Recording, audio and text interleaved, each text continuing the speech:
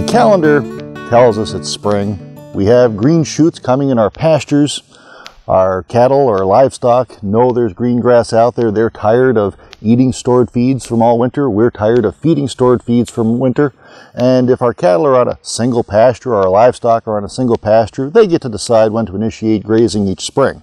However, if we are managing our grasslands, that is a decision that each grazer needs to make each spring, and each spring is going to be a little different. Some are going to be a little cooler, some a little warmer, a little wetter, a little drier, and our grass growth is never exactly the same each year. So the question for grass managers is, when should I initiate grazing in the spring? The Dairy Forage Research Center has done some grazing trials looking at different heights in the spring and the effect of turnout on total seasonal yield. In this particular study of managed pastures, the two trials were looking at turning out when grass height was approximately 4 inches tall and also waiting until grass turned out was about 10 or 12 inches tall. And what that study revealed was that turning out at 4 inches or less, we reduced total seasonal yield off those pastures by approximately 500 pounds or about 1/4 ton. Interestingly, through the rest of the season, those pastures that did get grazed early did catch up. They had normal production for the rest of the season. So for the grass manager, each season we're looking at what's the cost of confining and feeding our cattle for a longer period of time versus turning out earlier.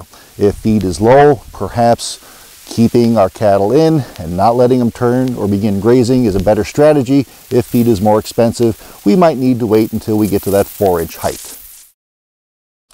Spring is also an ideal time to think about pasture fertilization. We routinely take soil tests off our crop ground and use that to make better decisions about fertility needs. And if we're going to manage our pastures like another crop, we should be routinely soil testing it. Once our phosphorus and potassium levels are at adequate levels, the primary nutrient we're interested in is the addition of some nitrogen fertilizer, especially in the spring on some pastures. Research here in Wisconsin has demonstrated if we have taller growing grass species such as smooth brome or orchard grass or tall fescue, that if we apply nitrogen, we can get a 20-to-1 response rate. So 1 pound of nitrogen equals approximately 20 pounds of grass with those other nutrients in balance. When we do that same sort of a trial on a bluegrass pasture, we don't see that type of a response rate. It's much lower.